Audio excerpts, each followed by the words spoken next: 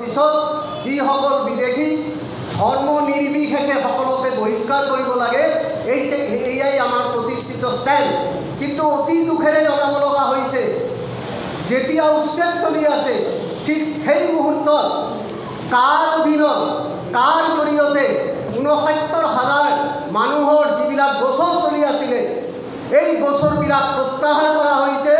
আজি এই মঞ্চৰ পৰা আমি প্ৰত্যাহ্বান জনাইছোঁ, আমি আহ্বান জনাইছোঁ, আমি অনাগত দিনত যি ৰাজনৈতিক আন্দোলনৰ, ৰাজপথৰ আন্দোলনৰ ঘোষণা ইতিমধ্যে কৰিছোঁ, তাত আমাৰ এটা ইছ্যু অৱশ্যেই হ'ব যে অসম চুক্তি বিনষ্টকাৰী কাৰ অধীনত যি বিদেশীবিলাকক সংস্থাপন কৰা হৈছে, তাৰ বিৰুদ্ধে তীব্ৰ গণ আন্দোলন আৰু জনমত গঠন কৰা।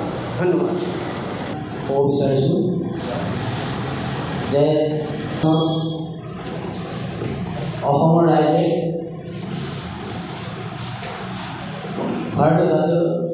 ভাৰতীয় জনতা পাৰ্টি এই সময়ত বিপুল ভোট দি জড়িত কৰিছে। 2016 চনৰ মহামাৰী নিৰ্বাচনত তেতিয়া সেই সময়ত বিজেপি চৰকাৰ হৈছিল। তাৰপিছত 2016 বিজেপি চৰকাৰ ৰাজ্যত হ'ল। সেই সময়ত অসমৰ ৰাইজে অসমৰ যিকেইটা মৌলিক সমস্যা আছিল, সেই মৌলিক সমস্যাকেইটা বিশেষকৈ অসম চুক্তি ৰূপায়ণ,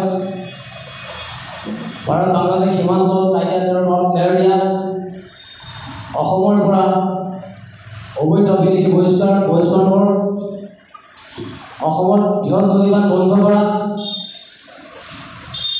ইয়াৰ উপৰি ৬ জনগোষ্ঠীক জনজাতিকৰণ কৰা, এতিয়া যিখিনি মৌলিক আমাৰ সমস্যা অসমত আছিল, সেই সমস্যাবিলাক সেই সময়ত ভাৰতবৰ্ষৰ প্ৰধানমন্ত্ৰী মোদী ডাঙৰীয়াই অসমলৈ আহি সেই সময়ত উদাত্ত কণ্ঠৰে কৈছিল যে 2014 চনৰ 16 মে'ৰ পিছত অসমৰ পৰা বাংলাদেশে কাৰ্যকলাপ আৰম্ভ কৰিব।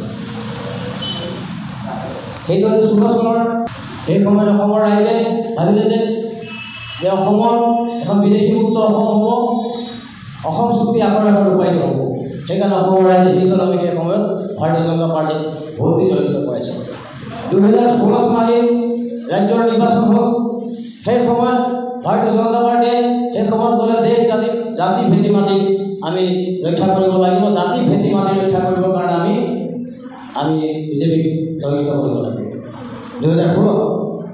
আৰু সেই সময়ত অসমৰ মানুহে সৰ্বপ্ৰথম ছাত্ৰ সন্থাৰ পৰা জনসাধাৰণ চাই, এটা জাতীয়তাবাদী চিন্তাধাৰা চাই অসমৰ মানুহে সেই সময়ত পুনৰ বিজেপি দলক ক্ষমতালৈ আনিলে জাতি ভাতি ভেটি মাটি ৰক্ষাৰ স্বাৰ্থত।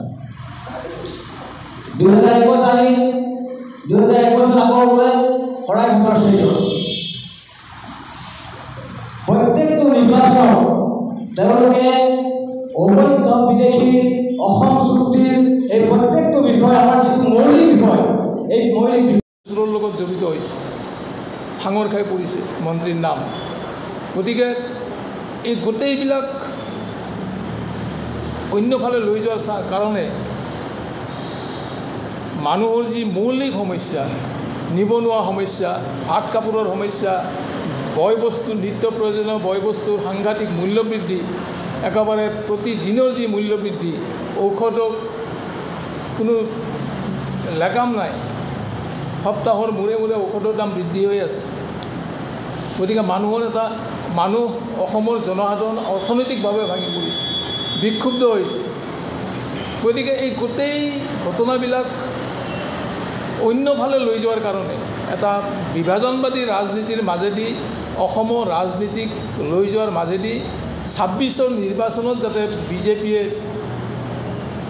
পুনৰ শাসনত আহিব পাৰে, এই প্ৰস্তুতি তেওঁলোকে লৈছে, এই প্ৰচেষ্টা চলিছে। আৰু এই প্ৰচেষ্টা ল'বলৈ গৈ আমাৰ অসমৰ যি সাতাম পৰীক্ষা ঐক্য সংহতি শান্তি সম্প্ৰীতিৰ যি বাতাবৰণ, তাক বিনষ্ট কৰাৰ কাৰণে চৰকাৰৰ উদ্যোগত খুদ মুখ্যমন্ত্ৰীৰ পৃষ্ঠপোষকতাত এই কাম চলিছে। মুখ্যমন্ত্ৰীয়ে একেবাৰে মুকলিভাৱে কৈছে, আজি কেইদিনমান আগত শিৱসাগৰৰ যিটো ঘটনা, মুখ্যমন্ত্ৰীয়ে একেবাৰে মুকলিভাৱে এই ঘটনাৰ তেওঁ মানে সহায় কৰিছে, এই ধৰণৰ কথা বতৰা তেওঁ কৈছে। গতিকে এই বাতাবৰণৰ পৰা এই যিটো এটা অশুভ শক্তি অসমৰ সমাজ জীৱন ধ্বংস কৰাৰ কাৰণে বিনষ্ট কৰাৰ কাৰণে সাম্প্ৰদায়িক ৰাজনীতি বিভাজনবাদী ৰাজনীতিৰ যি এটা অশুভ ব্যৱস্থা আৰম্ভ হৈছে এইটোৱে কিন্তু আমাৰ সমাজখনক সাংঘাতিক ধৰণে ক্ষতি কৰিব আৰু সেই তাৰ কাৰণে আমি যোৰহাট জিলাৰ বিজেপি বিৰোধী ৰাজনৈতিক দলসমূহ একত্ৰিত হৈ আলোচনা কৰিছোঁ ইয়াৰ ভয়াৱহতা সম্পৰ্কে বিতংভাৱে আলোচনা কৰিছোঁ আৰু এই সম্পৰ্কত ৰাইজক অৱগত কৰিবলৈ অসমৰ যাতে শান্তি সম্প্ৰীতি অটুট থাকে ঐক্য সংহতি অটুট থাকে অসমৰ যি জনসাধাৰণৰ যি মৌলিক সমস্যা এই সমস্যাসমূহ যাতে আমি সমাধান কৰাৰ কাৰণে চৰকাৰে ব্যৱস্থা লয় এই গোটেইখিনি দাবী উত্থাপন কৰি আমি ৰাইজক সজাগ কৰাৰ কাৰণে এটা কাৰ্যসূচী হাতত লৈছোঁ আৰু সেই উদ্দেশ্যে 31 আগষ্ট তাৰিখে যোৰহাট জিলা চিকেবি কলেজৰ প্ৰেক্ষাগৃহত যদিও 31 আগষ্ট তাৰিখে আমি এখন নাগৰিক সভা এই যোৰহাটত অনুষ্ঠিত কৰাৰ কাৰণে ঠিক কৰিছোঁ আৰু পৰৱৰ্তী সময়ত এই নাগৰিক সভাৰ পৰৱৰ্তী সময়ত আমি ইতিমধ্যে ঐক্যমতত উপনীত হৈছোঁ যে এই নাগৰিক সভাৰ পৰৱৰ্তী সময়ত আটাইকেইটা দলে